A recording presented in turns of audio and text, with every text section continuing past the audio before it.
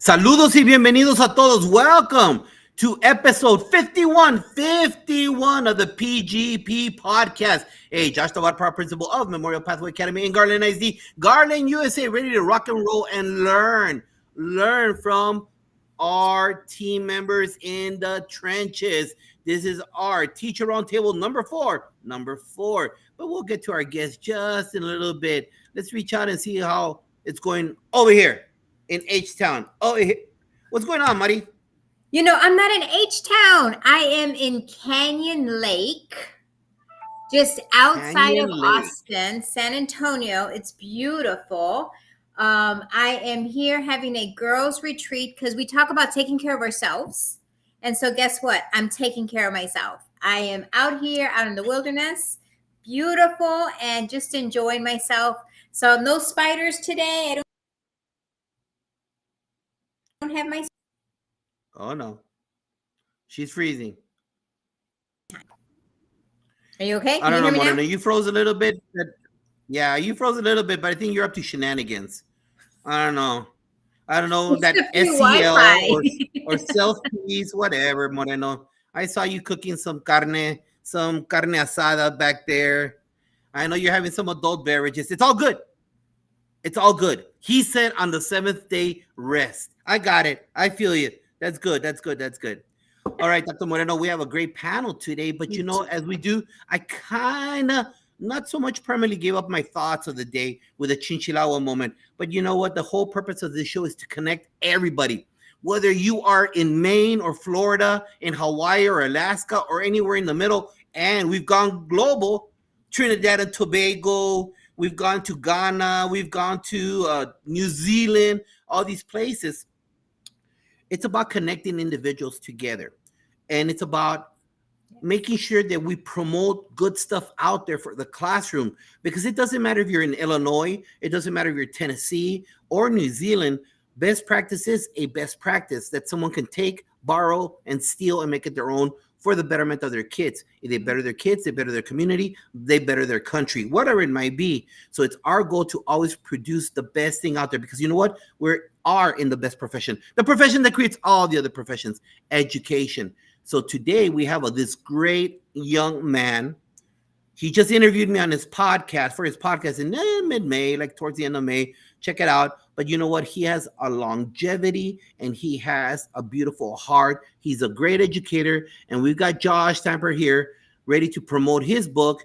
So without further ado, I give to America, Mr. Josh Stamper. Welcome to the show.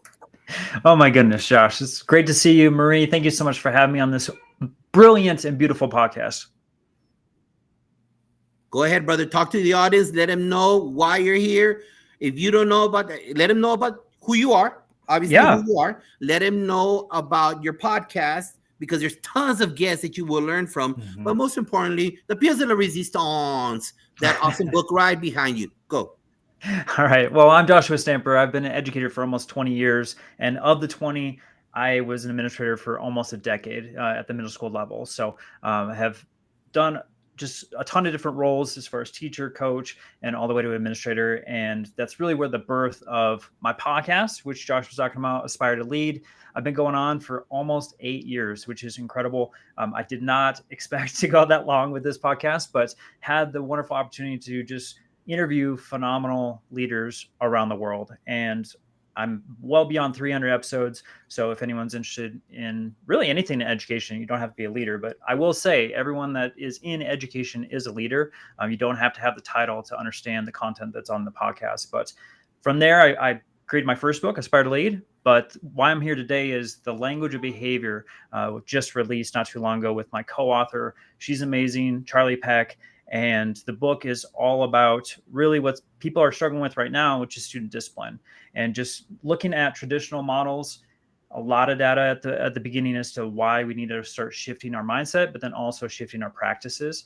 And the main thing, Josh and Marie, is to give hope to folks, to let them know that there are strategies out there that work and that really can transform not only the lives of our students, but also the lives of our teachers and our educators, our administrators, by really looking at just doing something creative, inspiring, and different than what we're used to. So yeah, that's what the language of behavior is all about, and super excited for this resource, especially the timing, because as we know, when it dropped in February, typically that's the highest referral month in the entire year. So instead of just throwing them in ISS or in detention, we've got some wonderful strategies for folks, both proactive and reactive, for educators to work with their students.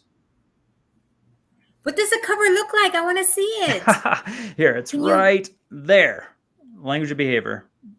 Yes. So it's amazing to see in hand. And yeah, it's got a little speech bubble. That's the icon that we use, because a lot of what we're doing is working with students in our communication, being with our nonverbal and our verbal communication as educators, working with our kids, and also understanding that when they're escalated, to be a window, not a mirror, meaning that when they're having escalated behaviors, maybe there's close proximity, maybe they have high volume, that we're not mirroring that we're doing some things differently to make sure that we're working with our students and de-escalating them to get to a part of their brain where they're actually understanding the content that we're talking about, the teach piece, and then making sure that we're restoring, whatever has been harmed between the student and the educational environment.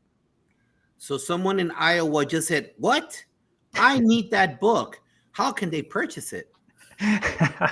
Well, I love my folks in Iowa. So Josh, the book really is everywhere, but I think most folks usually pick it up from Amazon just because of Prime and the free shipping and whatnot. It's easy, it's convenient, right? But we're, Barnes & Noble, and we've got a ton of other bookstores that have it across. So if you're looking to support your local bookstore online, they're going to have it also.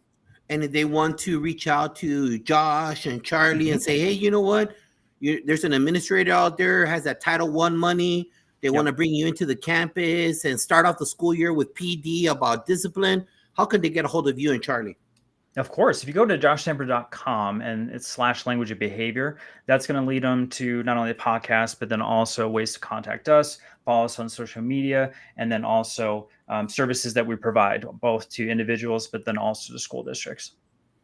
Awesome. Anything else there, Josh, you'd like to tell everybody? Well, I just love the audience here and the fact that you, Josh, and Marie are doing phenomenal things for educators. I just love your heart. I love your passion and the opportunity just to be on here to share about our new resource.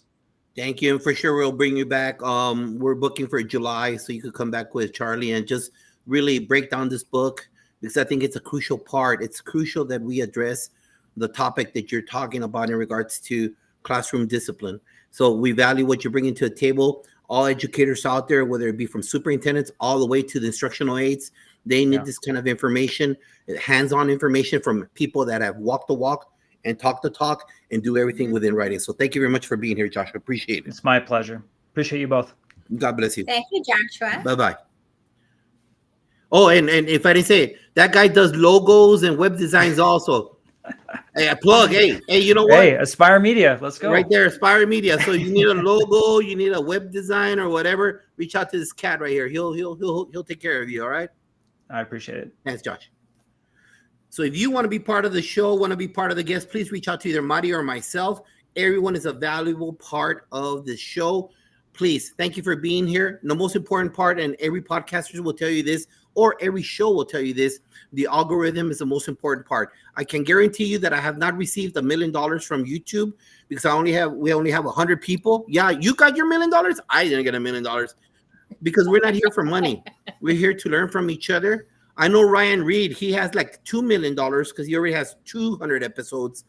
But this is a labor of love. So we really, the only love that we want from you all, if you picked up a nugget or two in either the past 50 episodes or this episode, is just like it and share it. Maybe someone else can pick up something else. Please do that. It's very important because I think that people giving up their Sundays, our panel members, are somebody that wants to give out to you from their experiences. And if you want to know more about our other teacher roundtables, reach out to episode 37, teacher roundtable number 3. Episode 22, number 2, and our very first teacher roundtable was episode 19. And so those individuals are in the trenches just like these awesome people from across the United States. Welcome, panel. Thank you for being here. Laura, welcome. Thank you for being here. Appreciate you spending your Sunday giving back to this awesome profession that we have. It's very important that we hear it from you because you know what? You guys are the ones in the trenches. Every single last day, you deal with a situation like the one that Josh just talked about, which are classroom discipline and the evaluations you're going through, the 504 paperwork, the ARDs that you need, blah, blah, blah, blah, blah, blah, blah, right? I sound like the Peanuts teacher, blah, blah, blah, blah, blah, blah. But you know what? They don't want to hear this guy with these big fat cheeks. They want to hear from you guys. So take it away, Dr. Moreno. I'm super excited to welcome all of you to our show today. And I want to make sure that I give everybody a hug on this panel, a little virtual hug, because let me tell you, teachers make the difference. Okay. You guys is where the magic happens in the classroom. So I'm super excited to have you guys on the show today. And I know everybody out there in virtual land is going to hear some awesome, amazing strategies and support and just golden nuggets you're going to leave us. But before we get started, you guys, we need to tell the audience, one, a little bit of background about ourselves, right? To show about the different roles that we've served while in education. And then name your campus, like the city, the state that you're calling in from, because we have folks from across the country. And then I want you to tell me, well, we'll just start off with that. How about that? Just a brief background on your different roles. And just tell me where you're calling in from, what country. Oh my God. You know what? I've had a little bit too much water today. So remember, Josh, I told you I am in Canyon Lake. Okay. So I am trying to drink more water here because I'm dehydrated. Beth, let's start off with you. Okay. I'm having too much fun, y'all. That's it. I'm having too much fun. You can never have too much fun. That's true. I'm Beth Mooney, and I teach at Powell High School, which is Knoxville, Tennessee, so East Tennessee. I've been at that school for 18 years. I've been teaching for about 20. I teach anatomy, physiology, AP Bio, biology, and leadership. That's like a true passion of mine is leadership. I do National Honor Society, Student Council, Renaissance. If you're not familiar with the Renaissance program for climate and culture of the program, the Science Bowl coach, I don't know, pretty much all of it. I don't know everything, but science and leadership is one of my two passions.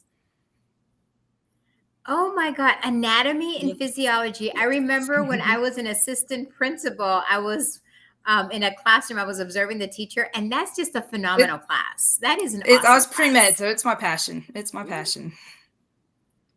Awesome. That is so cool. We're going to have to learn more about what you do in your classroom because that's a fun class.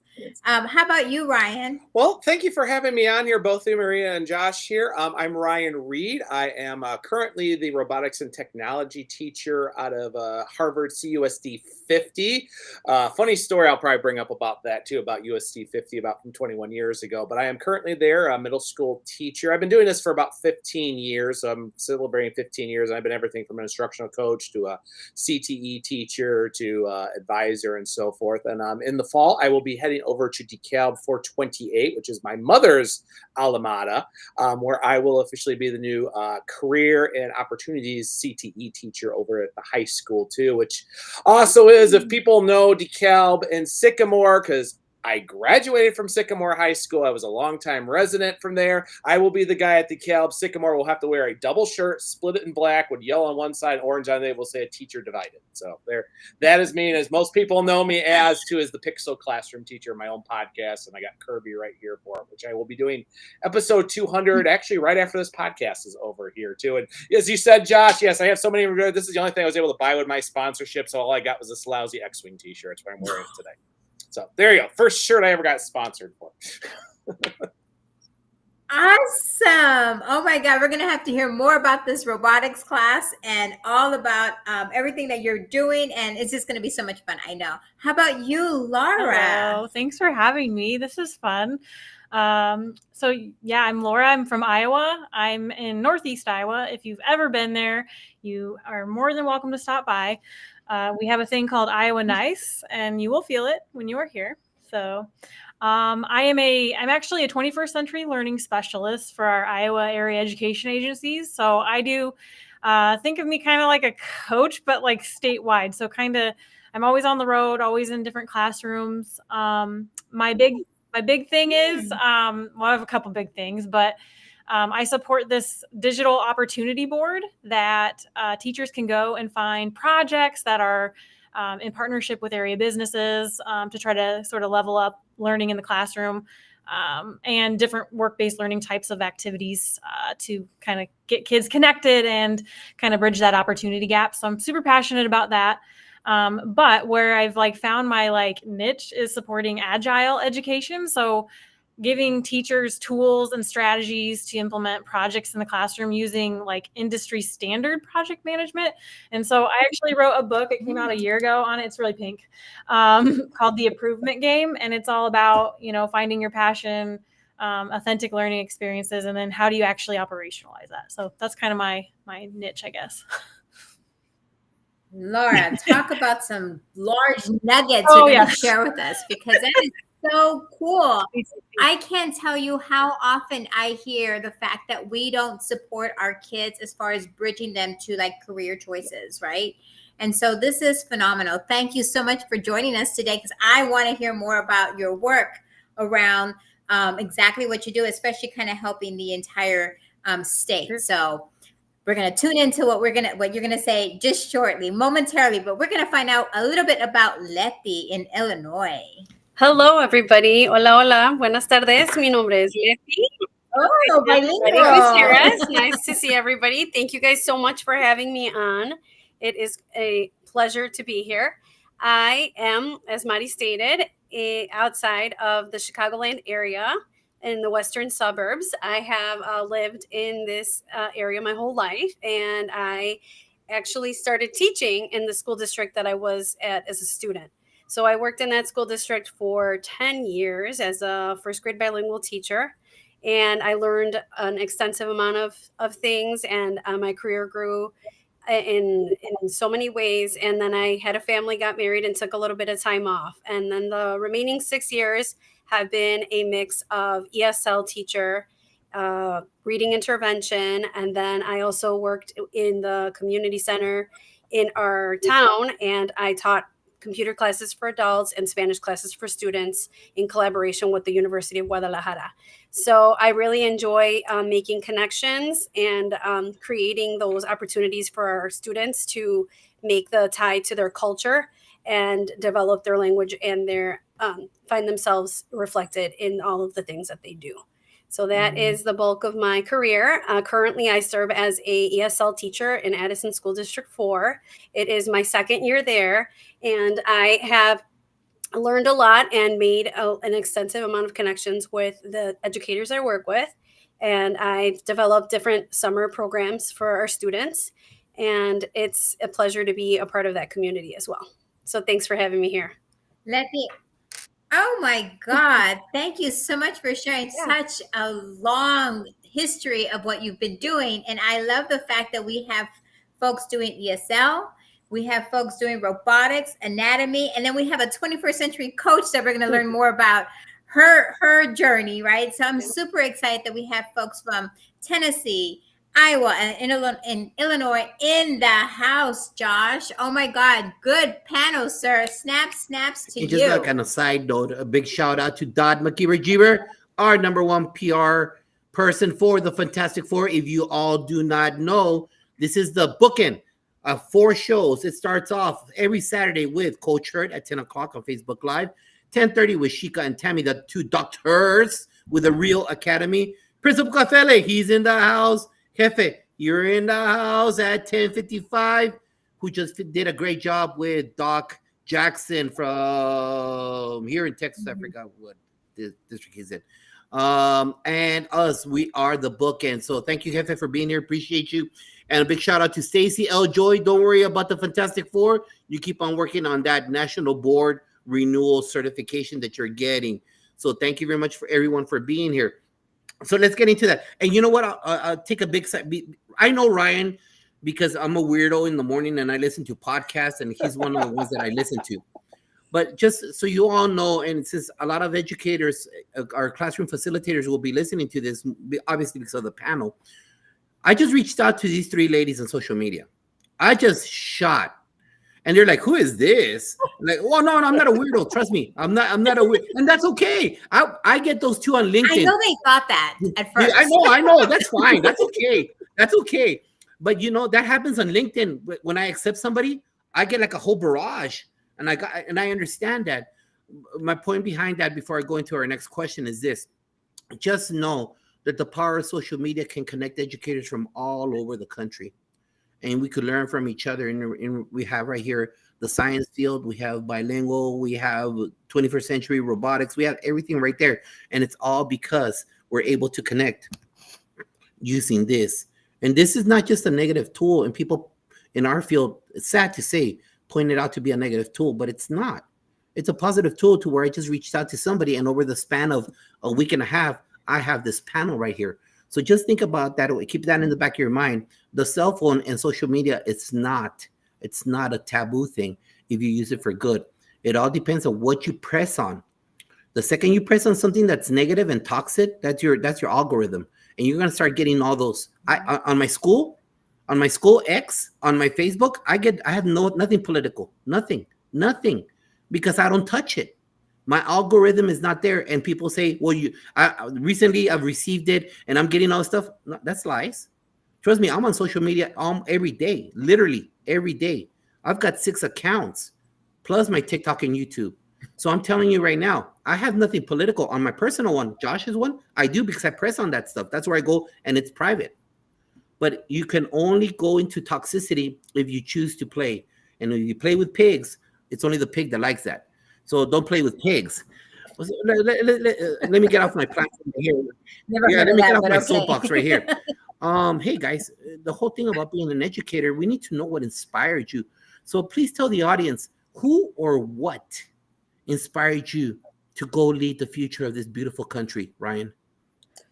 Believe it or not, my original 5th grade teacher, Deb Larson, was actually my inspiration. I've gone back to her many times, as well as my 7th grade science teacher, Michael Whitehurst. Believe it or not, I've tried to find them over the years.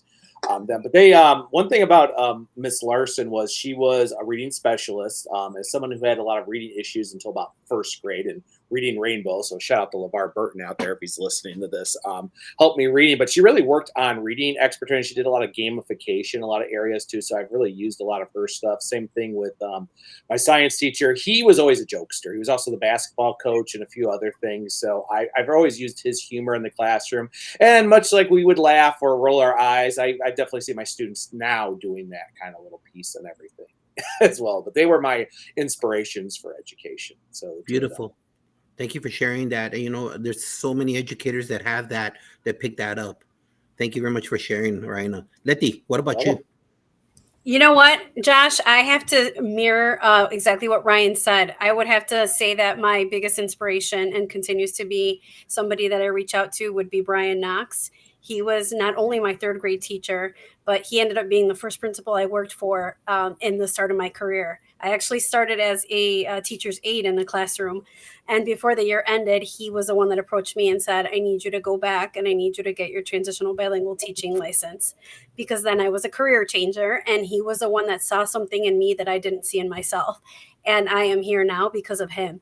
And I aspire to be a leader just as he was. He was the best principal we also worked for.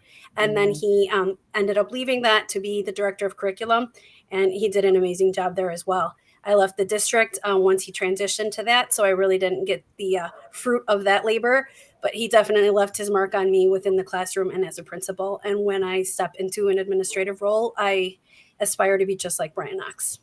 Wow. Que bonito. Woo, I love those two stories. I love them. Laura, make me cry. I'm almost there. Push me over the edge. Laura no está. Laura se fue. No, just kidding. Laura. Laura. Okay.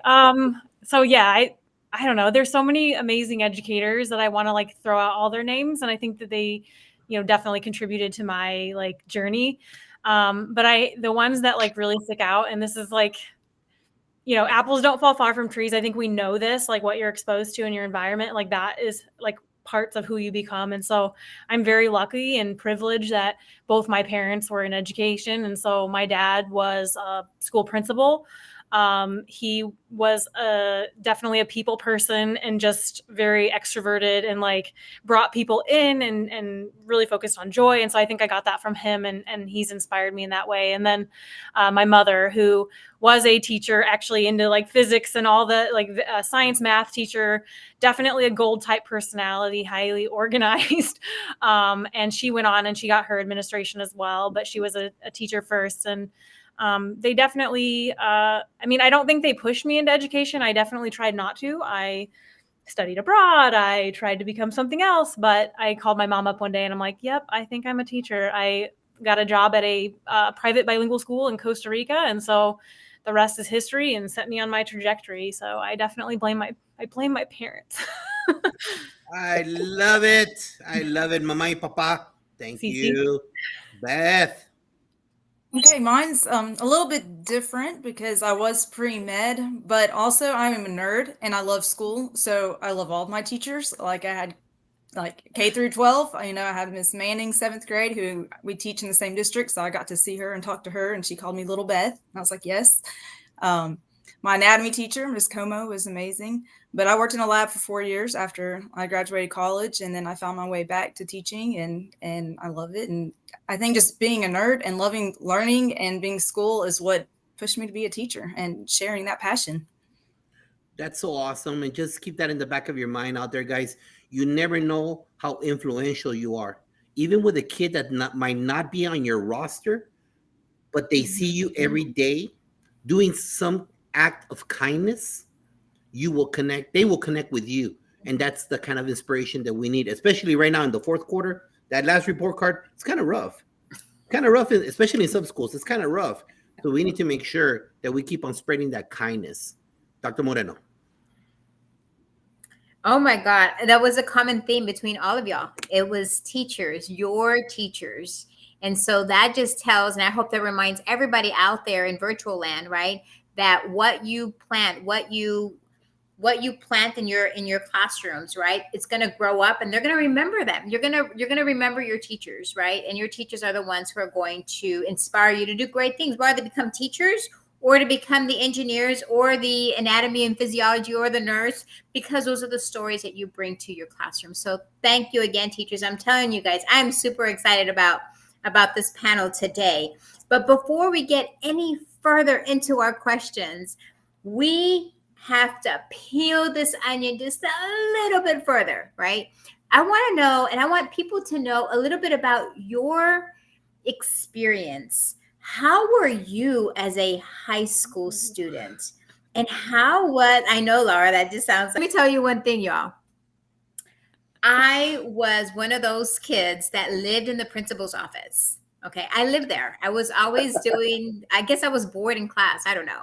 And so I lived in the principal's office. I guess that's what inspired me to become a principal, because I knew exactly how and what to do. I was always in there. So how were you as a high school student? And then tell me how it was your first year teaching. Letty, go. I would definitely say, I think it was Beth that said she loved school and she was a nerd and loved learning. That was totally me. I was obsessed with, everything that the teachers had to teach us, taking it all in. I had a huge love for French and the French language. So I did that for 4 years. That teacher also made a huge impact on me, Miss Nordmeyer, Lisa Nordmeyer, if you're listening. And we went abroad twice to France, actually. So she brought that world to me, right? And inspired me to want to learn as much as I could, and through travel and through books and through education. So for me, it was being active in as many clubs and doing as much as I could to make connections with people. I feel like I'm very much a relationship type of person. And then my first year teaching, well, I had the privilege of working as a partner with the gentleman that I was his his teacher aide, Mr. Camilo Reyes. And it was amazing because I was a little self-conscious about my Spanish. And I feel like he came from Mexico, from Durango, where my family is from. And it was an amazing experience because he helped me patch those areas where I felt weak. So my writing, my speaking, my academic language. And because of him, I just feel like I had the best experience in the classroom learning to be the best teacher I could be. And we were an amazing team. And I credit all of that experience to such a smooth transition. That is awesome. And it's so important to have that mentor, right? To have somebody, because that first year of teaching is rough. tough. The students were good, but it's a lot for the teacher to take on. Definitely. Yeah, no, I remember my first years and it was like, oh my God. But you know, and as a career changer, it's worse, right? Yeah. Yeah. I hear you. I hear you. Beth, how about you? How were you as a student, first of all, as a high school student? And then your first year teaching, how was that? Okay, like I said, I was definitely a nerd and I loved learning. I loved school. I loved going to school, going to classes, mostly science classes. I will say English was not my thing. I was the nerd and I absolutely loved it. I loved all my teachers, being involved with Key Club, all the clubs that I can be involved with. It was just, I loved it. And then my first year teaching, I will admit, it was very hard. It was very hard and difficult. The teaching part is not the hard part, obviously. Classroom management and trying to figure out and how to teach your style, how to do classroom management your way, not just copying somebody else, because you've got to find it yourself. And so that first year was very, very rough. Things I didn't know I was going to encounter, but you power through and you just move on and do whatever it takes. And you learn from Absolutely. that, right? You shake it off and you get back up and you go right at it, right? And I think that's important because many people want to just dismiss the whole teaching thing because it just wasn't your first year wasn't that good, right? But I always tell folks, you guys, it's a craft, right? We got to work on it. So awesome. How about you, Laura? Oh gosh. High school. I definitely walked. I saw your reaction when I said the question. She was like, "What?" Yeah. I definitely thrived. I'm a people person, so just like being in a high school like is a great place to like blossom as a human being if you're, extrovert and all that. I laugh because like for whatever reason, my like memory that came to my mind when you said that and was like, oh God, like I remember soccer. I loved playing soccer, and so like we were kind of the like naughty kid, like me and my friends were kind of like naughty, always like pushing the limits with our coach, but we were so funny. Like we got our coach laughing all the time. Like we were just, I don't know, like the class clowns. And I actually did get class clown in my yearbook. So I was always trying to have fun, but I did get straight A's and I was a National Honor Society. So I was a nerd. I was president of the Ecology Club. So I will throw that out there to give my reputation some credit there. But the memory that I had was, yeah, I had fun. It was fun. Like the memory was wearing a bow tie to tryouts for soccer. I told the coach, I gotta look good. I gotta get this. And like ever since they called me bow tie, and then like that evolved into Party Boy. I don't know if you've seen that show. I'll say it, Jackass. It's very inappropriate. I don't watch it. I can't even believe it was even a show. But anyway, I'd be like bebopping around with my bow tie, ready for some soccer, football, let's go. So yeah, high school was great. I love it. You sound very much like me. I was kind of like that nerd, but I was always kind of pushing my limits. Pushing the limits, yep. And your first year teaching, how was that? Yeah, so I kind of came back into it a little later. So I didn't, it was probably like my first full year of teaching. I was probably like 3 years older than typical first year teachers. So like coming back into it, it was great. I loved it. I was middle school science teacher. That was my first position. And I would say like I count that as my first year because when I studied abroad and then I moved to Costa Rica, I actually got a job. I wasn't like a qualified. I didn't have my degree yet in teaching, but because it was a bilingual school and it was private, they hired the gringa. And so I worked for, yeah, so many stories another time. I worked there for a year and I knew nothing. Like I had no pre-service teaching, none of the psychology, none of the things that I would have needed to be like super successful. So like a lot of it was trial and error. And I learned so much, like all the things you don't do. So when I finally went back to school, I got my master's in science education, got back to the classroom, I felt ready. Like I felt like that was a really good practice. Yeah. experience. So, Mhm. yeah, it went really good.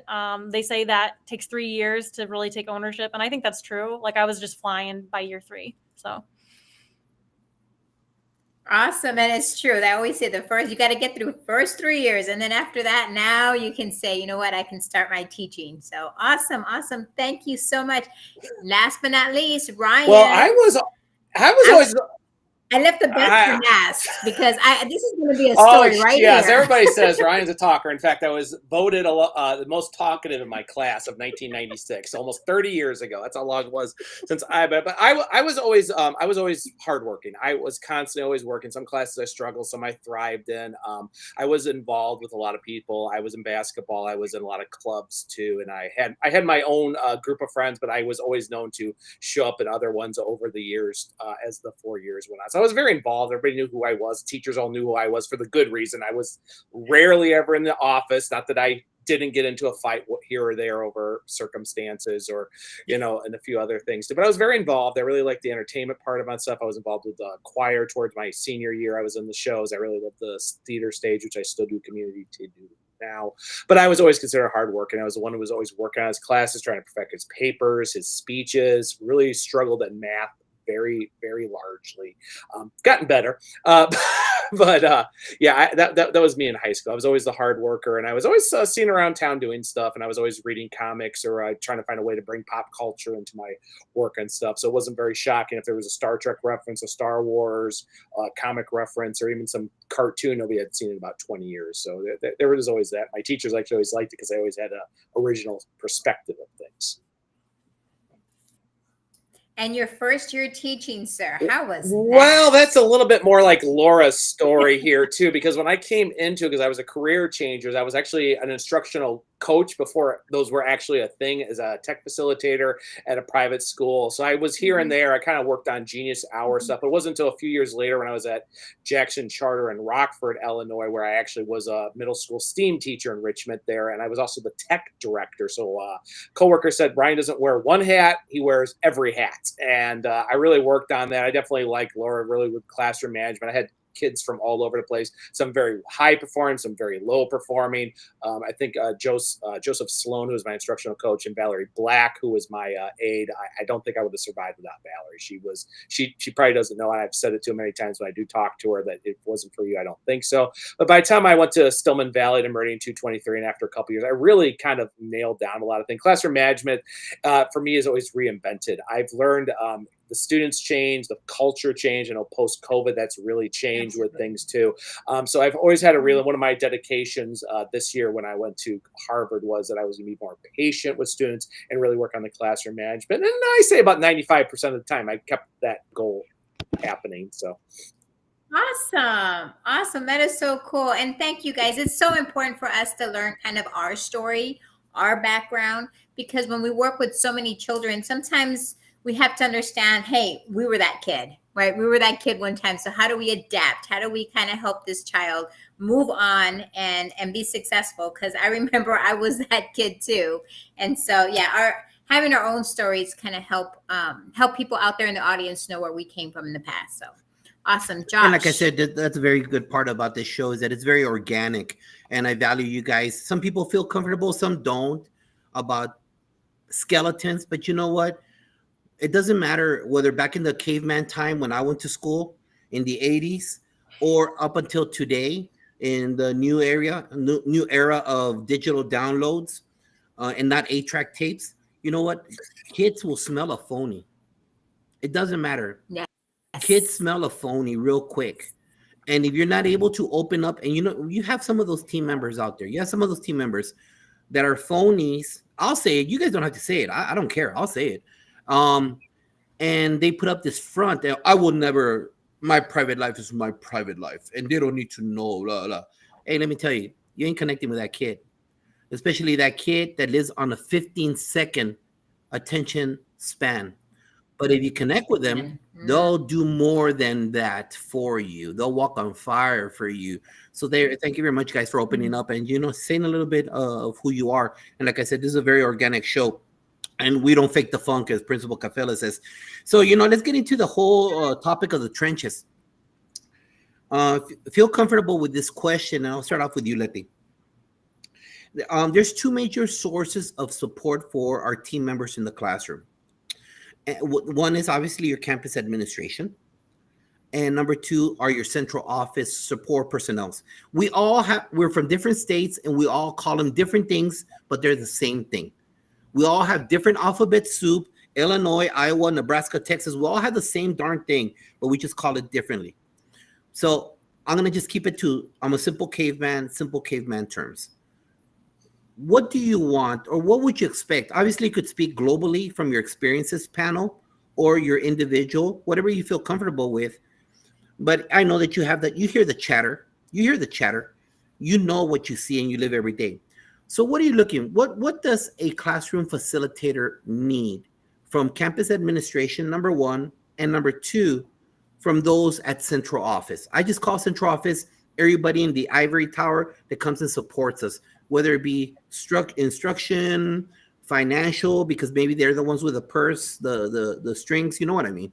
You need to go to them, the budget stuff. So Letty, what do you need from campus admin and central office? What's your opinion on that?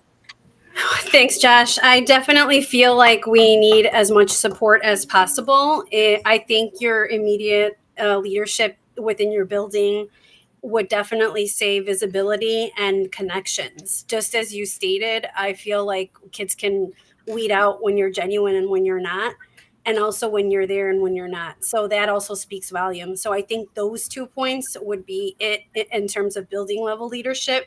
And in district office, I would definitely have to say being self-reflective. As leaders, we tend to, only want to criticize or speak to the performance of the teachers or the aides or the students per se, with our strong emphasis on student data. But then what are you doing at the top when you're disseminating this information and these initiatives are taking into place? How are you then reflecting on that and seeing your part in that process? So I feel like a lot of times, and my other point would also be that having a global view, remembering where you came from. So taking those 2 points into consideration is something that I feel kind of gets lost as leadership, comes up. And I'm not, targeting any leaders in particular or any school I've worked with. I'm just speaking in general and in conversation with a lot of educators that are in my family or people in my circle that are not in my place of employment. But I feel like that is something that comes up consistently in our field. I think it's a crisis in education right now and something that needs to be addressed in order to make the necessary improvements to improve the way of life for the staff, and then, which in turn directly impacts student achievement and their own personal development. So I feel like all of those things need to take center stage. Thank you, Letty, for saying that. And again, I reiterate this point. I said this before in the other teacher panels we've had. Hey, this is just a global conversation because you might mix with other people in your field from other campuses in your district. You might meet up at Chili's, at Applebee's, and you discuss this, facts. You might be talking to parents and everything at the by-district football game. You discuss these things, they just come out. So and Letty, I'll say this. None of you have to say this. If there's an administrator out there that thinks that you're talking about them, they have, they think too highly of themselves. So I'm just saying out there, you just calm down. This is from our team members who are doing the work every day. And this is not an individual talking about an individual. This is a global perspective from different conversations, from all the PDs you make us go to central office, and you mix us all up together. And when we do those PD exchanges, we do all that stuff, administrators all the way to everybody. We have these conversations. And so that's why it's valuable. And it validates, just looking at the heads of Beth, Laura, and Ryan, they're like, oh yeah, Letty, that sounds about right. So that's the whole point. Because you know what? The second we stop listening is the second we stop supporting. And the first thing is that we know, as the Lord says, you got 2 ears and 1 mouth. Listen twice as hard, then speak. Laura, talk to me. So a global perspective. On this, Whatever you feel comfortable with, Laura. I know your situation's a little bit different, so whatever you feel different, because I know that you do deal with classroom facilitators. Yeah, no, I think this is a great question. Like holistically, I think that what I would love to see is moving the bar in more of like an agile leadership approach. I have this sort of like banner of modern agility, and it's really like make safety a prerequisite, and culture is definitely a part of that. And so I always try to remind leaders, like when I'm working with them, you know, people and interactions over processes and tools, but you still need processes and tools. And so if you can start with people first, because this is people work we do, like 100%, this is people work we do. I think that knowing the why behind changes or systemic things that are happening, professional learning, all the things we think about as leaders, if we can really communicate that why and have that transparency, then I think as people buy in, they get the ownership. And when there's ownership, you can allow for autonomy. And I think that's what it kind of boils down to, is teachers need to feel like they own their space. They don't want to do anything wrong, and they want to add value. And so we just have to make sure we're like creating those place and space for those conversations, having a way to streamline information, how to make information more global, so that everyone's on the same page. And really, if I were to give any advice, like be an impediment crusher. Like you're the leader of the ship. Be an impediment crusher. Help move out the barriers so teachers can do what they can do and what they do best. So. Love it. Thank you for sharing that. Oh, I didn't see you, Melissa Jones Chunu. Welcome from Tulsa, Oklahoma. Thank you for being here. Fantastic Four family and a proud Jaguar. Susan, thank you for being here. Appreciate it. Ryan, talk to me. Well, you know, it's really one thing. One thing I've definitely, in my experience, is being proactive versus reactive. I mean, like I said, proactive is you're looking ahead, you're seeing what's coming, or, you know, there's history there with somebody, and there's being proactive. People are being reactive with we've done it always like this, or, well, yeah, that person's been like that. That student's been like for second grade. Okay, that's reactive. What are we doing to better this? What are we doing to make changes so this has happened? And then they look at you like, what? It's like many admin I've been through. Plenty of being an admin myself too, but there's always that one buzzword. Oh, did you create a relationship? Oh, did you look at maybe slowing down? I'm like, when you focus on just one, that's your one, I can't say a buzzword, but your buzz sentence, you're not really looking at things. I mean, one thing that the best leaders I've worked at are ones that have either said, you know, we tried this, it hasn't worked, or I know exactly where I'm coming from and we support you. There's a difference between when you're supporting a person, both not only the teacher, but also students as well as the community. That leads to better wins, works better classroom management, works for better areas too. When you start prioritizing one over the other, you're asking for trouble, and there are situations which, you know, will exploit that. And that's definitely something I've seen. I've been in private, public, and private. I've even been in college, and I've seen that too. But there is a difference between being reactive to something and proactive. Oh, we're having a budget cut next year, we need to find $150,000 to cut. Well, yeah, that's reactive.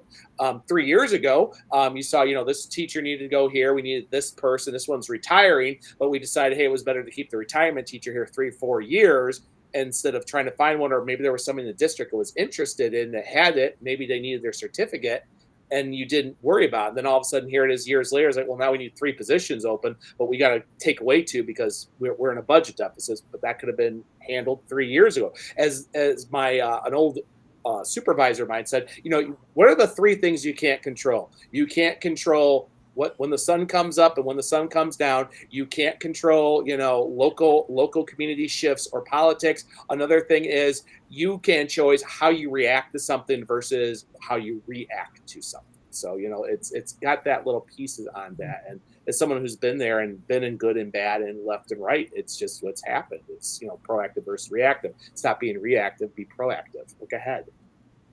Perfect. I agree 100%. Thank you, Ryan. Beth, close us out. What your thoughts? Okay, my thoughts for admin. Again, I am an anatomy teacher, but student leadership and the climate and culture of the school has been my passion, especially the past 6 years. That's the whole Renaissance initiative. And be visible. Okay, and that's what I think for administration. Be visible both for students and for staff. For staff, the open door policy of let us come vent if we need to and just get it off our chest so we can move on. But when I mean visible in the classroom, not evaluations. I had an administrator, and I will make this, you know, kind of a little bit personal, but he would come into my classroom and he would just sit. He would turn his radio down just enough. He to hear it if something was going on, but he would turn it down and just sit in my classroom. And I think that was his decompress time. And he would just engage with the kids. He would just all of a sudden start whatever lesson I was doing. He would just start interacting with the kids. And for him, it was his I need to get away time. The first time he did it, I was very confused, but it was his away time. And but the students, they got to see him as a person and interact with them. And I don't think he realized the impact that it made on the students for how they respected and looked at him as a person and not just a principal. So for administration, definitely just be visible. I mean, it comes from top down for the climate and culture, I think, of a school. District, we have 60,000 children in our district. I'm one of 17 high schools. So it's they're very much an ivory tower, but our science supervisor, I think personally too, it's up to the teacher to kind of make the connections to and be proactive. I'm very close with our science supervisor. They ask me to do professional development and, district learning and email me all the time to come be part of this. So I think we put it on them, but somewhat the teacher needs to make an effort if they want to see and make those connections so they see you as a person and a teacher. So when they are making those decisions, they have a face and a person that they're looking at and thinking of when they're making those decisions. Awesome. Hey, and I'll say this. Hey, teacher out there, if I go into your classroom and I just sit down, I'm escaping. Please know, I'm hiding. And you, I have tons of you in the past. When I go into your room and I'm just sitting there and not moving, you are my happy place. So don't take it. Oh my God, this guy's bullying me. No, está loco. No, I'm not bullying. You're my happy place. You're my happy place. So just remember that. Take it as I got the boss in my pocket. Yes, you do. Dr. Moreno. That's hilarious. Thank you, Josh. And Beth, you know what? I was that principal because you have those places where you walk in there and it's just an amazing place where kids are learning and kids are doing, and then you start engaging with the kids, right? And you're so right. I love the fact that you said, if the principal doesn't reach out to you, then you reach out to that principal. You reach out to that administrator, right? And you say, hey, you know what? I know you've been in my classroom a couple of times. What if I try doing this? Or what if you can provide me with this resource or something, right? And just be a little bit proactive. Many, many times when you do that, they realize, you know what? She's trying new things or he's trying new things. So thank you for sharing that, because most people are afraid. They don't want to reach out or talk to their administrator. And so please do that. Teachers are sometimes a little reluctant if we don't do that, if we don't open that door and allow them to ask. So kudos. Thank you, Beth, for sharing that. I'm going to start off with Laura. So Laura, this is going to be, and this is everybody's question, but I want Laura to really listen to this one because I think it's important for us to really kind of provide some nuggets that we can provide our novice teachers that are coming into our field. So since you started, because no one on this panel is a first-year teacher, right? So since you started, things have changed. There's lots of things that's changed, right? So since you started in the classroom, okay, what have you seen as far as changes in our profession? And then how can a novice teacher learn from what you have seen so that they don't fall into those trenches and say, oh, I didn't know, or having to go through like reinventing the wheel? So one, since you've started, what changes have you seen in our profession, and what nuggets or what knowledge can you provide for that first year teacher who's going through this teaching experience for the first time? Yeah. Oh, that's a good question. I guess my thoughts go to, well, first, like there's always going to be things on our plates. And so I think ultimately, like it might feel like there's more on our plates, right? Like there's all these things, advancements in technology. We've got AI, we've got, whatever is the thing, right? It's always coming to us because we have to think about it because it could impact our students. And so I don't think that's really new though. I just think it's kind of like the medium has changed a bit or whatever. I also will say like depending on even politics and leadership and policies, like there's going to be things that are on the agenda that maybe weren't a couple years ago. So, and I think there's always a pendulum. And so like as you know, like 21st century skills is like, that's really important. It's part of the conversation. Like, how do we make sure students are ready or have good transition when they leave? Are we supporting kids with IEPs, like in developing skills?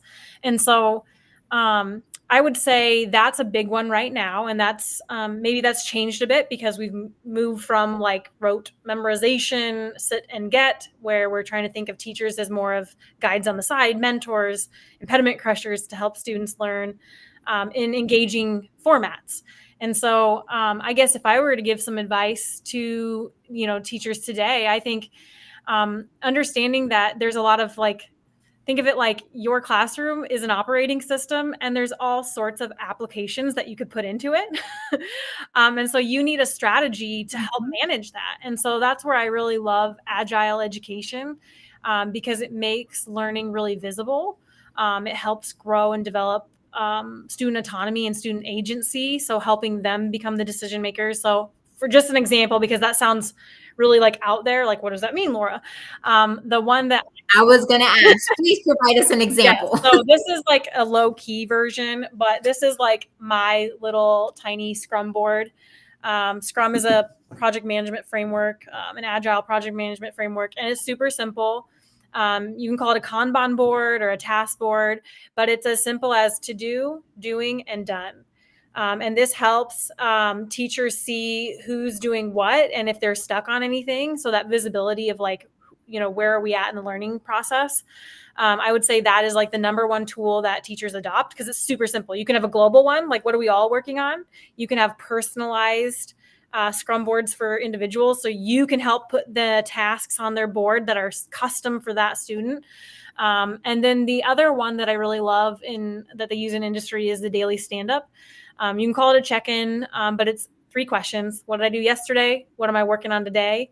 And what are my roadblocks or barriers to success? This helps sort of shake the rug, identify any misconceptions, get that JIT learning, like just-in-time learning. So I feel like if I were to give advice, like don't worry about all the stuff because like the stuff's going to keep changing and we're never really done. Mm-hmm. But if you can grasp like an operating system, the process, like to help move the bar, then I think like you're going to be just fine. So that's where I'm at with it. Laura, phenomenal. Thank you. Those are some really, really great tips that I'm sure everybody can just kind of take and run with it. So thank you again for sharing and for providing that example because I needed an example. So thank you. Thank you. Ryan, how about you? This is a wonderful question too. When I think about, especially how I started late, which like Laura said herself too, I definitely have to say one of the things that has changed is many of us teachers knew, and we actually have a student teacher. She's finishing up with us this week. She's already got a new job. She's like very excited, but she said it perfectly a couple months ago. She said, it feels like I'm under a microscope when I shouldn't feel like I'm under a microscope. And that has here, Josh, you know this too, because you and I talked a lot last year after what had happened to me. But one thing is, it goes to the point is many teachers felt like, I'm going to get the hang of this. Yes. Am I doing this? Am I checking all the boxes? And that was the norm for a very long time. But now we have, unfortunately, between community areas stuff and other ones, even other students, is sometimes we feel like we're constantly being watched, that if we're not pulling it off perfectly, things are going to go wrong. And it's one thing when you're saying, hey, this is something new I'm doing. I mean, I know you want to hear more about my robotics. I was working with Edison robots for the first time. I've heard of them. I did with them, but it was a nice little thing to learn and go into them and what they connected and everything. But I had no lesson plans. And I had no lesson plan. I found lesson plans a week after my first class was exiting out for the next one too. And we had to do it in a different compressed way. So it was a good way to learning. I think that's another thing is you always never stop learning. Never think about, this didn't work. You can always revisit it. I had a curriculum that worked great for 5 years. Then I got a class where it never worked. Like it was constantly a struggle. I dumped 7 lessons. I lost 2 units. It was so so disappointed. It was so on. It was on my self-conscious. It was on my feeling of professionalism, and everybody was seeing. I think Josh said that they can think of faker. The problem is they didn't smell a fake with me, but they saw I was a very frustrated teacher. I was in a corner, and nothing was working. And that's another thing is when to know when to ask for help. And I did. I sought help. I asked for other teachers that dealt with the same students. I asked ones that were in curriculum. I went on social media. I emailed people. I looked at.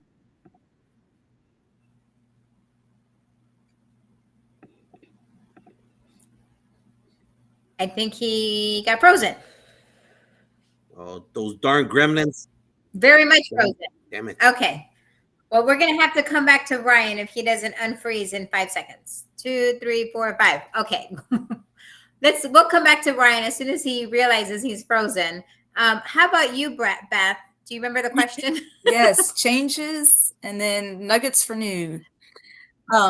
Yes. Obviously, yes. Doing this 20 years, a lot of changes. I mean, I think everybody knows all the different changes that are happening.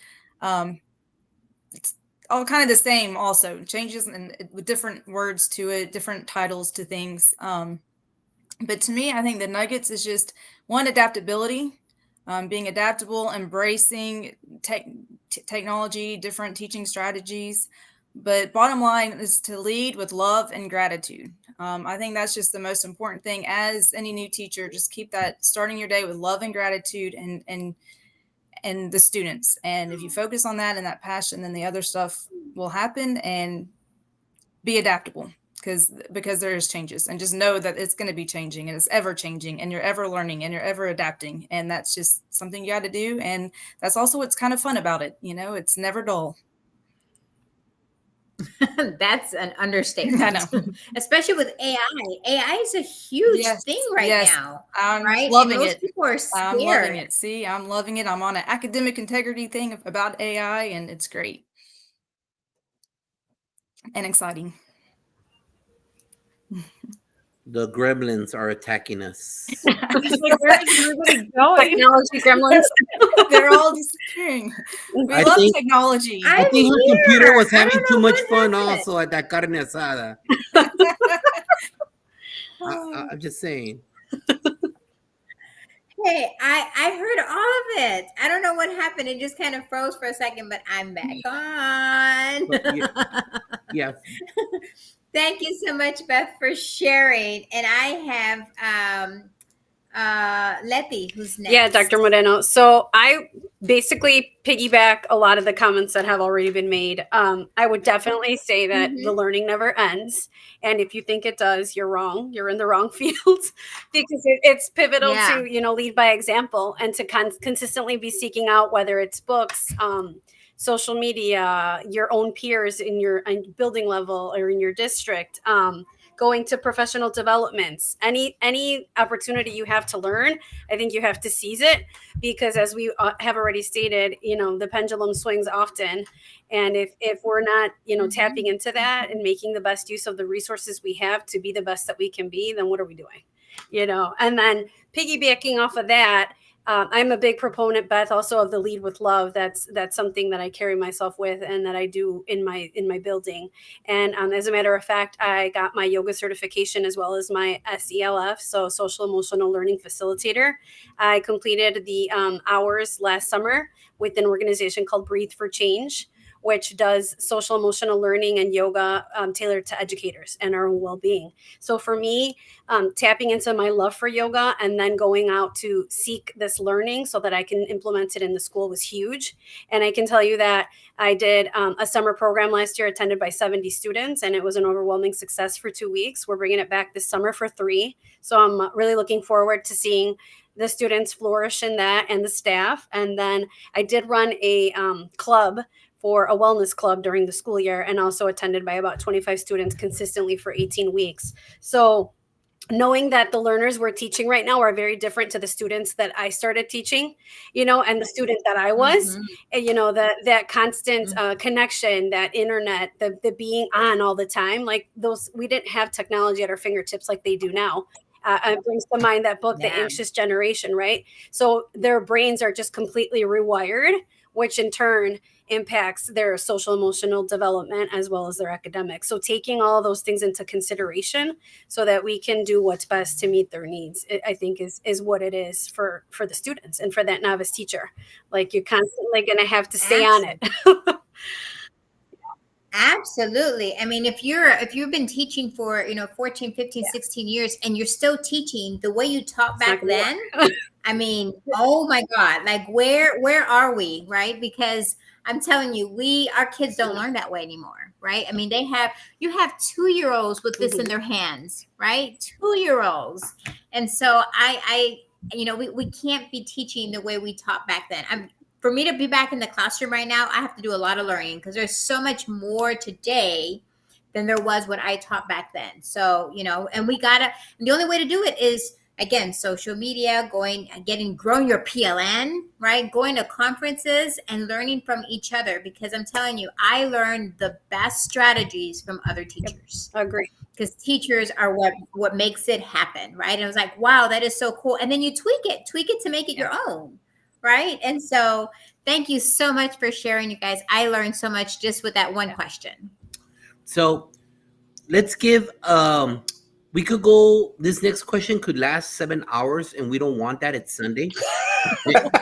And we got to get ready for work, and I'm enjoying, it doesn't feel like an hour. It doesn't at all. I mean, it's great. It's beautiful. But I think we lose sight of helping each other out. Again, I knew nobody here. Our guests, Beth, Letty, Laura, I didn't know you guys. I just reached out to you. Ryan and I have shared some personal thoughts and ideas. I don't know. I've never met that cat. I've never had a beer with him. I've never had a rib with him. But you know what? I'd be up for that too. Oh, well, yeah, for sure, bro. But I'm just saying that's the joy of this this platform of social media, that we use it for something that's good. So what this next question is this, just try to be as concise as you can. And I'll start off with you, Beth. I'll start off with you. Give a beautiful story that you had with one of your students. And don't tell me, oh, there's so many of them. Yes, I know that. That's why. Just pick one. You know what? That tells people about the beauty that is our field. Not all these people that I dislike so much in education that go and destroy our own. They get on Facebook and they complain about parents, about kids, about administration. You're destroying our field. Why would people want to come to our job when we're shooting ourselves in the foot? I think that this has to be a very important avenue to build consensus and support of each other. So Beth, tell the audience out there, someone in Alaska, someone in Hawaii, let them know a beautiful story that you dealt with, and also let them know how you could have handled a situation better. You were a novice, or there was an issue, you could have addressed it in a different way. So obviously a glow and a grow, correct? So let's start off with a positive story that you faced, a positive experience. Okay, this is a little bit, that's a lot. I'll do the most recent one because she's a senior, so easiest. I teach leadership, and she came to me in my leadership class as a sophomore. Her name's Olivia, and she was very timid, shy, didn't feel like she was a leader. And so I'm all about trying to show that all students can be a leader. And she is a senior now. And over the 3 years, we've grown close. She has become the head student ambassador for our school. She's on the junior commission for our county now. She's the junior commissioner. She won the National Renaissance Student of the Month last month. I guess it was March. Yep. And she's just an advocate for everybody, all voices, all students. And just to watch her grow the past 3 years has been amazing. It's really a reminder of why we do what we do, and helping students know that they can be leaders. They can do whatever they put their mind to. And it's just been a beautiful story the past 3 years. And I can't wait to see everything that she does after graduation. Hopefully that was short and concise enough. And then how to handle, that's a lot probably. I think I just go back to my first year and thinking about first year teachers, and that you are going to make mistakes, and probably handling with parents, because I will be honest, I don't do well with like parents. I deal with the students. I have a better relationship with them, me and adults, me and my students, do well. I can't come up with like one specific incident or anything. I just know just in the past, just making sure that maybe handling parents, I do a little bit better. And I think I just connect with the students. Just always remember to make that connection. And you know what, Beth? I've got 32 years under my belt, and it's facts. That's one of for everybody. Talk to an area superintendent. Talk to a superintendent. Talk to an assistant principal. Sometimes when you got that ornery parent, that cheerleading mom, get out of town. It's just something. Letty, talk to us. Give me a glow and a grow. Okay, so for me, it's going to mirror a little bit of what I already stated with the wellness club. So I did the 18 weeks with them, and it only took a week for them to stop me in the hallway, and a group of second graders bombarded me. And they were like, Mrs. Gutierrez, we have to tell you, we miss you so much. Our days aren't the same. Like, we started off in such a calm and such a peaceful and meaningful way. Like, our bodies felt so good. We felt good about ourselves and all the things that you taught us. We just miss you so much, and we miss it. And I had to tell them, well, guys, I miss you too. But just because we're not meeting together and talking about yoga and mindfulness and focusing and setting intentions, all of these things continue after. And I said, so please take all the things you've learned, all the things I've taught you, and continue to use them in your life, and you'll continue to see how much it improves things for you. So God willing, they will. And I think a grow would definitely be that you really need to get to the level of the students. And if you ever have that student that is resistant or hesitant to form a connection with you and to allow you into their space or to work for you, just really making a concentrated effort to getting to their level and figuring out a different way to make that connection with them, whether it's like, begging the classmates or the peers that are their friends to make that connection, but not giving up, because it's just critical in everything that we do. So I would definitely say that that's something to focus on. Beautiful. Love it. Yeah. Ryan, talk to us. It's a wonderful question. I was trying to think. I definitely will have to go recently to a student of mine. He kind of stopped me off as a freshman, which was hard to believe it was now 2 years ago. But he really came up, ended up leaving. We revitalized the club organization in the school. It's now grown to actually having its own stream live during the announcements on Friday mornings. I can still follow the YouTube channel, even though I'm not part of the school district. He has just been announced as the new student liaison for the school board, as well as he will be emceeing the local competition here for the events too. So to see where he's come, and I remember an email I got from his mom back his sophomore year, because he was struggling between class and doing things and some other things, and she says, talk to him. He looks so up to you, and I know your reason why he is a better person. And that really hit me, and it is. I mean, I will run into him because he works at a local grocery store here, so him and I will talk and chat and everything else. That's been a really area. And another one was really going to students, because like I said, I've had dealt with parents. I honestly say last year was probably one of my worst I've ever experienced, because it didn't seem like anything I did would really work with the parents. And many, it wasn't a problem, but I definitely had a conversation with a student just a couple of days ago. I decided, we're done. It's nice outside. Let's head out over to the soccer fields. And we actually played soccer. Had some people playing volleyball, was with the other school. And I talked to one of my students who's Latino, and him and I have only chatted back and forth very thin. Him and I had a wonderful conversation. I talked about me playing soccer when I was younger, some of the areas too. He talked about some other things, and one of our other teachers, and I actually brought up a personal story from college that really hit him, and it worked really nice with the story, and I think it was a really good connection. And another thing, as we talked about before, I lost connection, disappeared because of a PlayStation game downloaded in the next room.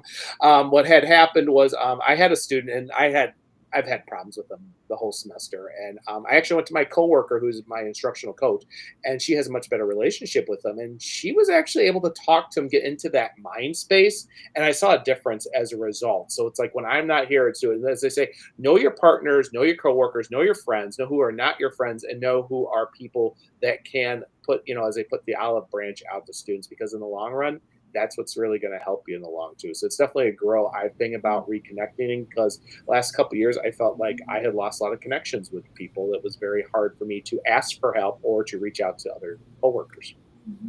Nice. Love it. Laura, close us off. Okay. Glow. The story that comes to my mind is back when I was a middle school teacher. There was a student that definitely she did not have the greatest home life, drug issues, like family stuff, like just the home life wasn't that great.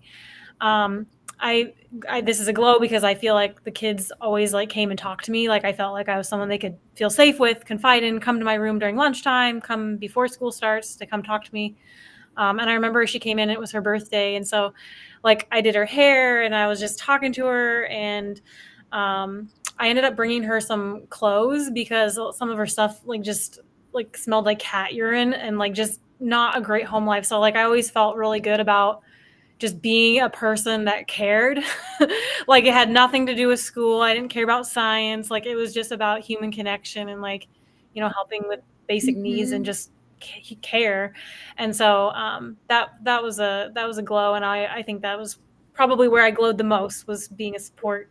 A grow for me, and I think about it a lot, is when I first got into it, I had one of the naughtiest classes, they said, 7th graders. So my middle school people out there,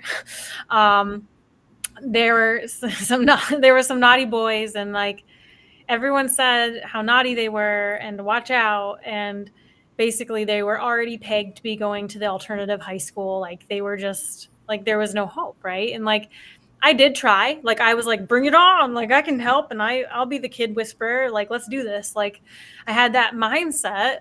And I tried to do things. I made an after school program, like to take kids to different community things and like stuff that they wouldn't have gotten at home, or they didn't have the funds or what have you. But it just wasn't enough. And I think if I were that Laura back then, like I would have a whole arsenal of research and the right words. Like I just was too young. I didn't know the words. I didn't know how to advocate.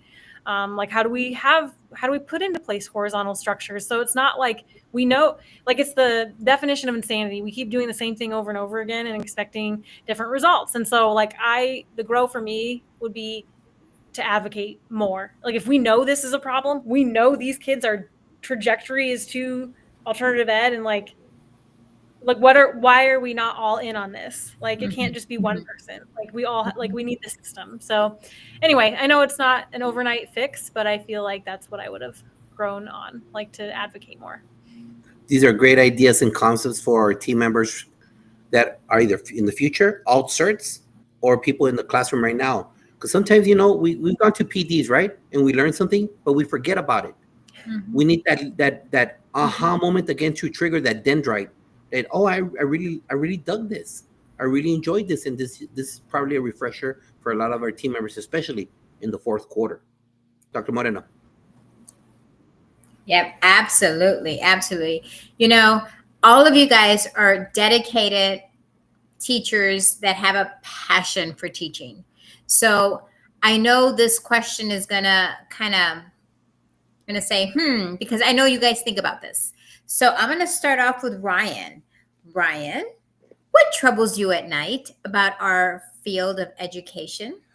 I think something that troubles me is sometimes I can go to sleep not knowing what's going to change overnight. Because sometimes we can go to sleep, have a good thing, and the next day some new rules come out, new policies come up, something's happened in the world. You get that email that was sent at 4 a.m. saying blah blah blah has happened. You're like, whoa! I mean, I've had that where we had a death of a student's parent in the middle of the morning, at the middle of the night. And I had that student that day versus, okay, I don't see them until tomorrow. It gives me time to process. I'll just be supported. I know they won't be there versus like, no, I'm actually supposed to see them and they're going to be here and this has happened. So, sometimes it can be the unknown. The thing is trying to go sleep. Like I said, you can't control everything. So there's just stuff you have to, but I think there's a lot of uncertainty sometimes that can keep me up at night too, where I'm coming into. I mean, I'm going to be gone. I got a doctor's appointment this Friday, so there'll be a sub, but despite what happens, sometimes it's a classic, Dr. Reed's not here. What's the class going to do? Why I am not there? What email is going to open up? What am I going to read my note when I come in Monday and be like, oh, wonderful. Thank you. Totally get it. Totally.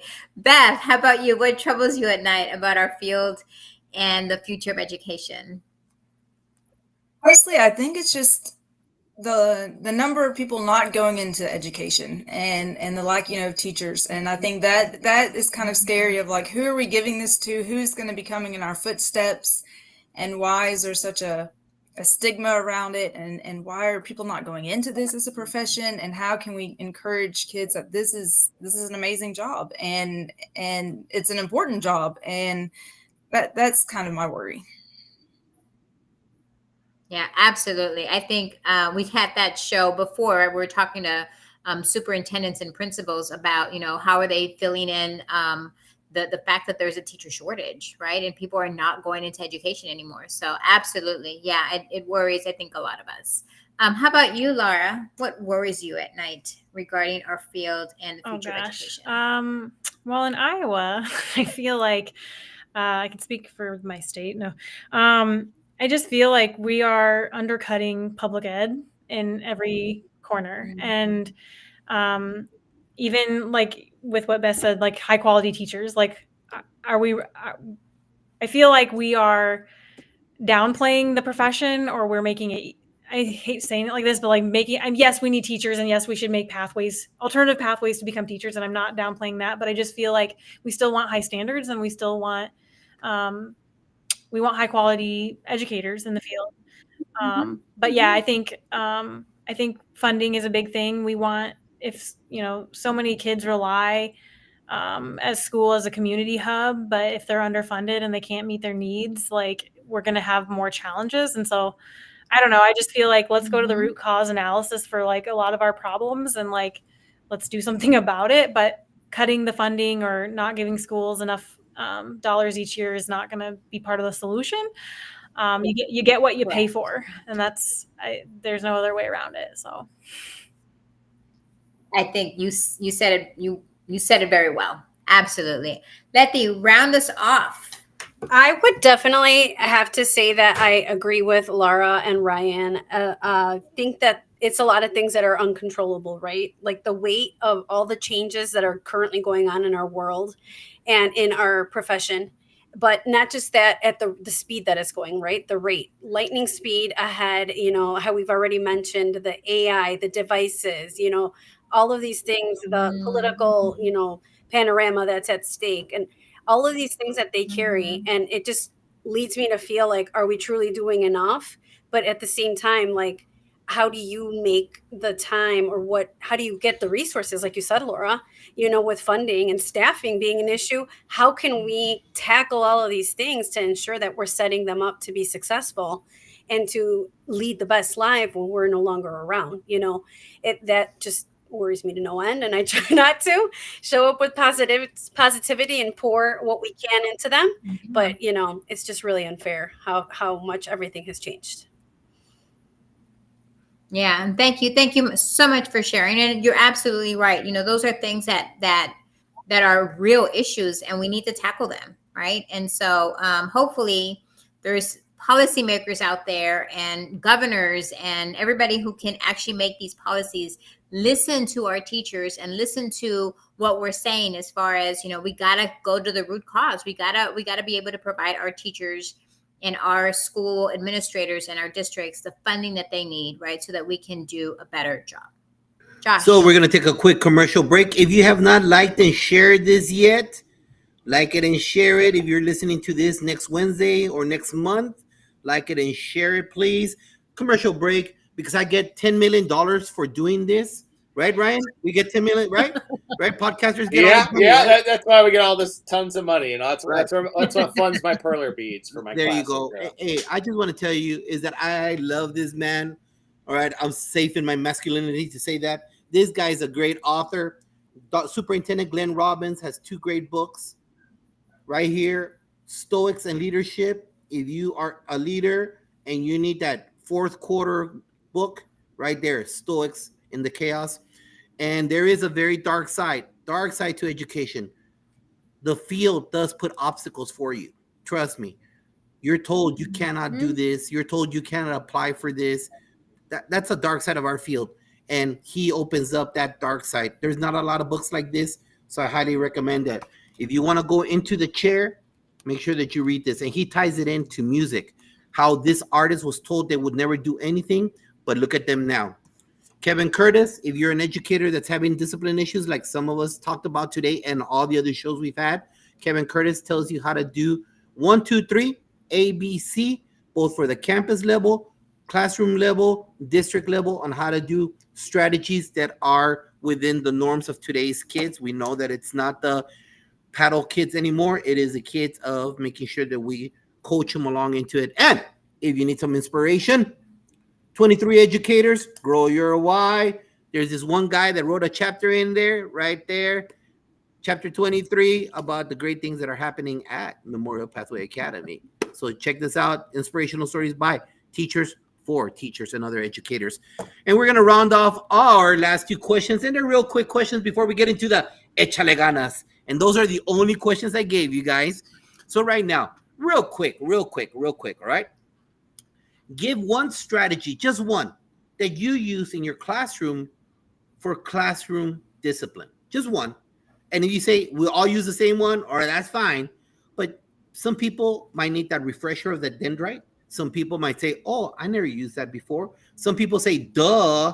But you know what? A lot of people, if they did duh, then they wouldn't have discipline issues. So we're going to start off real quick. Just real quick, one discipline strategy that you use that's effective in your classroom, Ryan. So I use Classroom Dojo. So we do a little answer around what areas so we earn points. And the point is actually to work with these points. Since I work in a very controlled space in the library, we can work out in the library. But the truth is to do that to earn their points. So that way those who can work in the library can. And then days when we can't work in the library works pretty under control. So that's worked really well for me doing the Q&A kind of reflection with Classroom Dojo and earning the dojo points. And 3 of my classes, they're really hoping to get a donut Friday before the school year is over. So that's worked really good. And I said, I will go there and I will buy them. And they're like, Walmart? I'm like, no, we're going Dunkin' Donuts. And they said, we're with this. Yeah. Varsity, name brand. Look at you, sir. Exactly. Look at you, sir. I love it. Letty. Well, I am very big on the positivity and the positive behavior. So we incorporate lots of the things that I learned with the Breathe for Change organization. You know, we have the feelings check-in. We, you know, address the feelings and we set the stage before we get in. We connect with breathing as a community. We have a little class sticker chart where we work to earn our points for participation. And then in the end, I give, you know, a nice little sticker at the end of my lesson every day or a stamp. I am in ESL resource, so I do a lot of push in or pull out. So luckily my kids aren't usually, you know, misbehaving. They're too enthralled in the lesson to be off task. But yeah, I believe in the power of positivity. Definitely.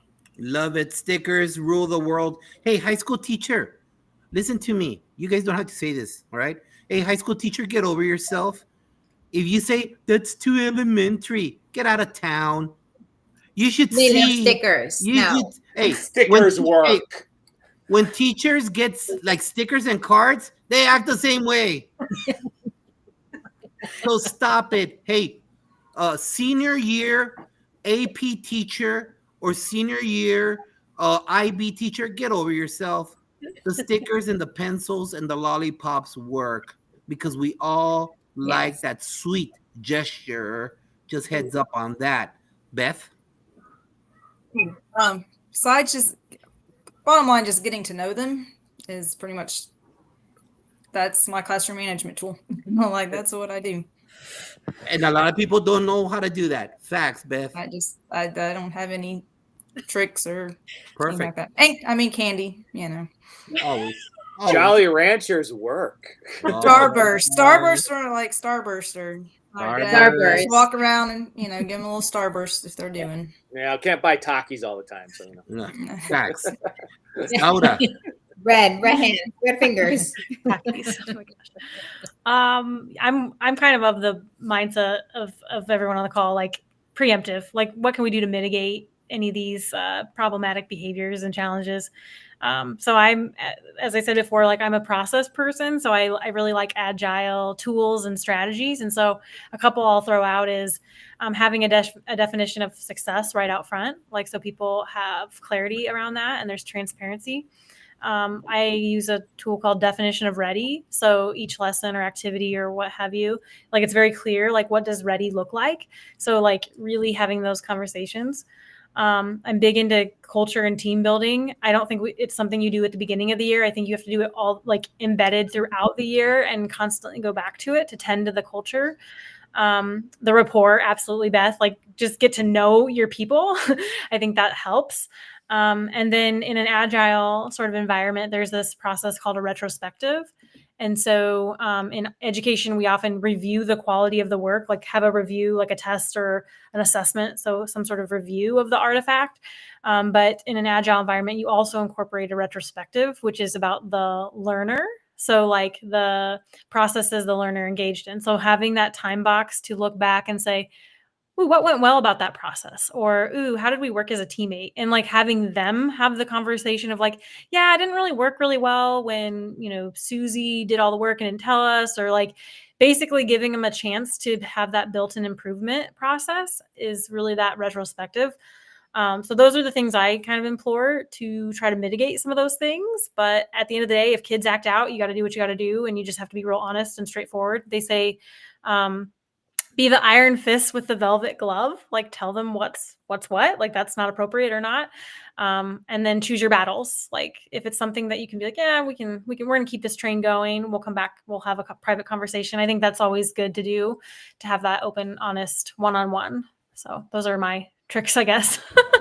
Facts, Laura. Facts. Iron fist, velvet glove. I love that. Dr. Moreno. I have the simplest, easy question for you, and I'm going to have Laura start us off. Okay. So, super easy, my friends. Super easy. I want you to fill in the blank.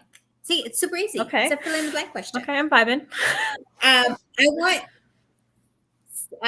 want to tell all teachers across the world blank. Ooh.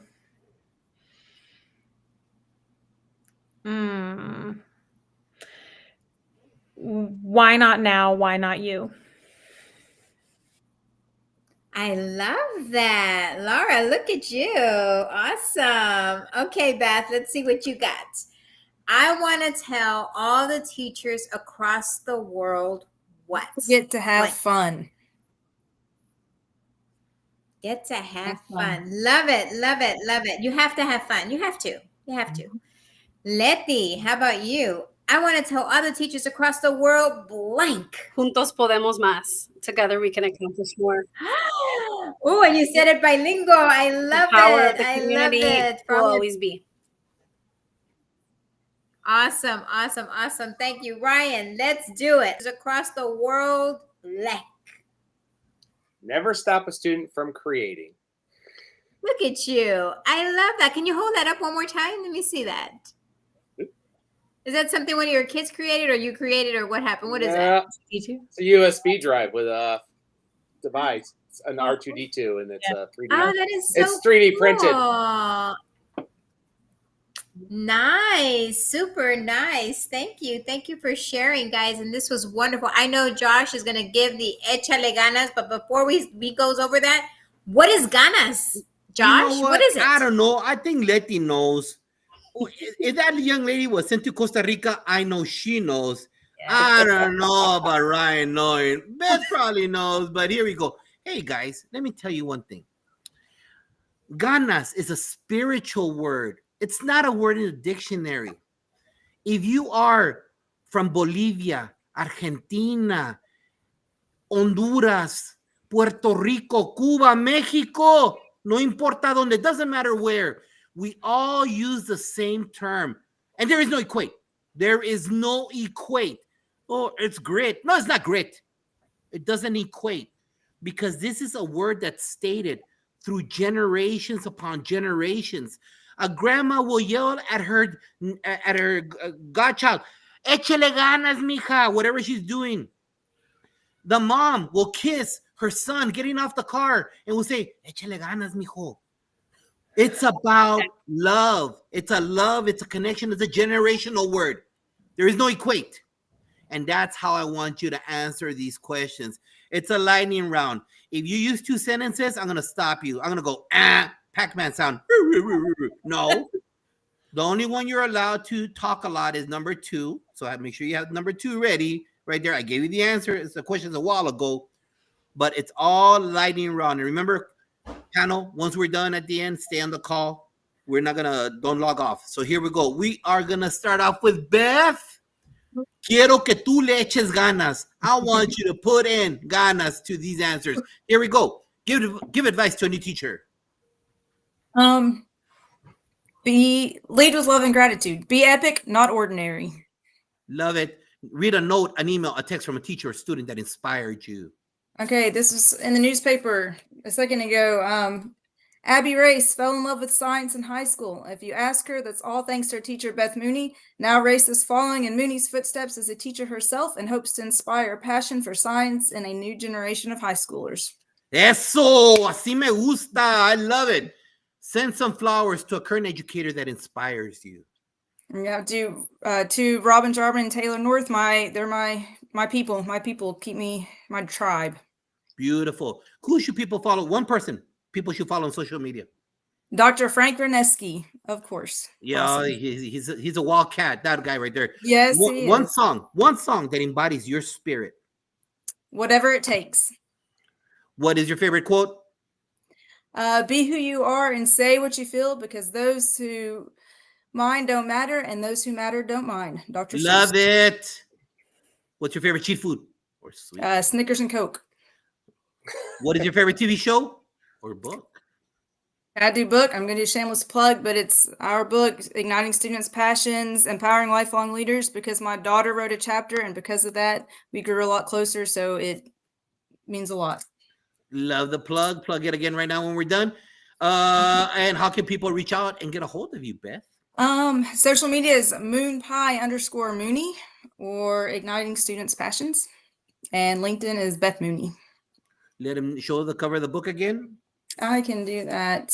I don't know. Can you see? Perfect. Yes. Perfect. So Beth and Laura will get you in a future show so you could promote the book at the start of each podcast. Okay. Thank you. Awesome. Thank you so much. Thank you. Don't log off. Leti.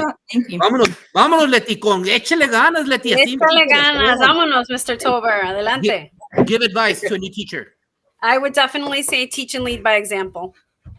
Love it. Read a note, an email, a text from a teacher or student. Yeah, I have a nice little email here from or little letter written by a coworker. And she says, muchas gracias por compartir tu luz y alumbrar a los que te rodeamos. Gracias por siempre ver y hacerme ver el bien en los demás.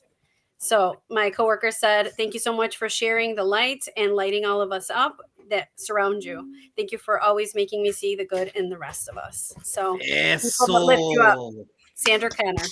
Eso me gusta. Send some flowers to a current educator that inspires you. I think I have to say, like Beth, I have some really amazing coworkers that I work with, but I'm going to shout out two in particular. I would definitely say Alex Lomelli and Sandra Connor, my EL counterpart, and one of the most powerful dual language teachers in our district. They lead by example. They are amazing teachers and humans, and they are highly involved in being the best teachers that they can be. All right. One person people should follow on social media? I would definitely say Carly Spina. She works out of the Illinois Resource Center here in Illinois. She is a amazing presenter, very bubbly, very happy, and very fun, and amazing EL strategies and insight into multilingual learners. Carly Spina. I agree. I follow her. One song, una canción que dice que eres tú. I love Soldier of Love by Sade. Every song of hers is a classic. Got to check her out, Sade. Agreed. What's your favorite quote? My favorite quote would be, I've learned that people will forget what you said. People will not forget how you made them feel. Maya Angelou. Love it. What's your favorite cheat food? French fries, chips, and Coke. Mexican Coke in particular, en la botella. Yeah, okay. What's your favorite TV show? I really liked the Money Heist series. I think it had a great storyline in Spanish, La Casa de Papel. And my favorite book would definitely be Little Prince by Saint Antoine Exupéry. Miss Nordmeyer recommended that one to me about the Little Prince. Love it. Yeah. How can people get a hold of some EL strategies or reach out and meet you, Letty? I've connected with all of you lovely humans on X Letty 5 Gutierrez, so Letty 5 Gutierrez, or you can email me LeticiaGutierrez15 @gmail.com. Love it. Constance Sherrard, Please make sure you check out the show. Fantastic Four team member. Thank you for being here. Better late than never. Laura Williams. Here we go. Give advice to your teacher. MAPS. Mainly listen, acknowledge, and then plan for success. Love it. Read a note, an email, text from a teacher or student that inspired you. A colleague sent this to me. Thank you. Here's to you. Thank you for pushing my thinking, dreaming big, and helping build my capacity around authentic learning. You are so appreciated. Hashtag change agents. Hashtag edutons. Love it. Send some flowers to a current educator that inspires you. I have a couple, but I will go fast. Kristen De La Torre, she contributed to my book. She's an amazing educator, definitely one to follow. Rebecca Reince, she also contributed amazing middle school examples. And Boz, that's just it. That's her name, Boz, another lady named Boz. Is it La Quinta? Is it La Quinta, the boss? Educator? No. Her last, no, her name's Amy, but like everyone calls her Boz, and that's just her personality. All right. She's very, she's cool. Name one person people should follow on social media. So Kristen De La Torre, she's very active on like Twitter. So it's De La Torre, DelaTorretTCS. Follow her. She's amazing. What's one song that inspires you, that gets your spirit going? That's you. Bohemian Rhapsody, Queen. It's my bicycle jam. What's your favorite quote? I have so many, but I really like this one. Walk as if you are kissing the earth with your feet by Thich Nhat Hanh, a Zen master. What's your favorite cheat food or sweet? Tres leches o arroz con leche. Ah. ¡Qué rico! Riquísimo. Muy bien. What's your favorite TV show or book? Book, Great Gatsby. Just so wonderful. Love it. TV show, I loved Got. It's okay. I don't know, kind of a yep. Perfect. And how can people get a hold of you? Show that book again. Where can they buy it? Show the book. How can people get a hold of you? The Improvement Game. You can get it on Amazon. And then my social media is all the same across platforms. It's at Mrs. Williams 21C. And then my email is mrswilliams21c@gmail.com. Beautiful. And Mr. 200, Mr. Pixel Podcast himself. Oh, no. 200 episodes. No, you said you were nominated the talker in high school. No talking. This is a lightning round, sir. So here, you watch yourself before you hear Pac-Man. So here we go. Give advice to any teacher. Teach them to be better people, and everything else will fall in place. Love it. Read a note, an email, a text from a teacher or student that inspired you. Right here, my instructional coach, Kate Biskey. Enjoy every moment as you spend your precious time with your family, friends, and never stop inspiring students. Love it. Send some flowers to a current educator that inspires you. Tisha Richmond, make magic learning. Tisha's awesome. Name one person people should follow on social media. Yes, I had to double check this one here, but I am going to go over here with Dr. Josh Molino. He's on a lot of social media. He's a really enjoyable person here. He does a lot of things with current, does jokes, also talks about ELL students, and he also looks at what favorite his foods are, and all in education. It's really enjoyable. What's one song that embodies you, your spirit as a person? Learn to Fly by the Foo Fighters. I play it all the time. There you go. What's your favorite quote? Of course, my favorite quote, Stan Lee, Excelsior. Yeah, you would say, actually, if you know that guy, that goes with him. If you know that guy, that goes perfect with him. What's your favorite cheat food or sweet? Favorite one I would have to go say is I enjoy 4 Steps to Heaven. It is Oreo pistachio pudding with Cool Whip, and then you sprinkle it with Heath bars. Wow. I just had a heart attack. Never heard of that one. I'm sorry. I know it's a lightning round. Say it again. 4 Steps to Heaven. Bottom is crushed Oreos. Put it on pistachio pudding on top with Cool Whip, and then sprinkle Heath bars upon it. Crushed Heath bars, and let it sit in the fridge for 2 hours. Laura. Wow. Okay. Wow. Let's go 4 Steps to Heaven. Wow. Exactly. I'm sorry. What's your favorite TV show or book? Favorite show would be, of course, Star Trek and its various things. Favorite book would be The Secret Garden. I was even in the musical. Talk to them about your podcast and how can they reach out to you, sir. The Pixel Classroom podcast, which in 45 minutes after we're done here, I will be celebrating 200 episodes. You can find me at mooperfilms@gmail.com. That is actually based off my wife's old nickname of Moopers, which are little paper cut creatures, anything from E.T. to little ends here. All my social medias, I'm at Ryan7Reed, the number 7, my lucky number. And if you're looking for me on Instagram, I'm Herc78, named after my old guinea pig, speaking of pigs. Awesome panel. Amazing. It does not feel like an hour and 45 minutes, but thank you very much. I appreciate your thoughts, your knowledge, and most importantly, el corazón. Qué bonito corazón ustedes tienen. So beautiful. And the knowledge that you bring into that individual in Maine, that individual in North or South Dakota that probably needed to listen to your words today. So we really appreciate all of you for being here, giving us some of your time. Please make sure that you like and share this show, just like all the other 51. Remember that iron sharpens iron. And the only way we're going to keep on moving forward, as we know that things keep on changing in our field, both across the country, politically, within the funding and financial aspects of our field, we can only grow stronger together if we reach out. As I stated before, this whole panel was all through this. All these individuals on this panel, to include Dr. Mari Moreno, was via social media. So remember, you have that friend that you don't know about in Wisconsin. You have that friend that you don't know about in New Mexico. You just got to be able to reach out like I did to Beth and go, hey, Beth, I run a podcast. Do you want to be on my show? Hey, Letty, I run a podcast. I'm not a weirdo. I'm not stalking you. Want to be on my show? Hey, Laura, can you get back to me and maybe you could be on my show? Hey, and they're here. Because you know what? Us as educators, all we want to see is growth, not only in our students, but in our beautiful field. So please reach out. Say goodbye, panel. Adios. Gracias. And next week, special situation. Next week, we'll have Jimmy Casas on the show. So come back for Mr. Jimmy Casas, because I need you all to be culturalized. Peace. Have a great week.